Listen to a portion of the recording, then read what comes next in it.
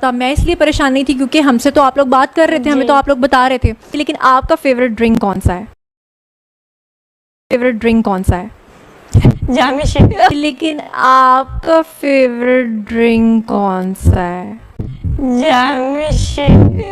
दुआ ज़हरा का जब इंटरव्यू हुआ तो उन्होंने अपने टेबल पर जामे शीरी की बोतल सजा ली और एंकर ने भी उनसे सवाल किया कि आपकी फ़ेवरेट कोल्ड ड्रिंक कौन सी है। तो उनका ये कहना था कि मेरी फ़ेवरेट कोल्ड ड्रिंक जामे शीरी है। इससे ये बात साबित होती है कि कोल्ड ड्रिंक का मतलब ये है कि जामे शीरी कंपनी ने इनको ये स्पॉन्सर की है और अरबों रुपये भी यकीनन दिए होंगे। आपको बताता चलूँ कि ज़्यादा नहीं तो तकरीबन 20 से 25 लाख रुपये तो ज़रूर इनको जामे शीरी कंपनी ने स्पॉन्सर किए होंगे। और आपको बताता चलूं कि ये दुआ ज़हरा का पहला इंटरव्यू है। मुकम्मल इंटरव्यू देखने के लिए आप हमारे चैनल पर विज़िट कर सकते हैं।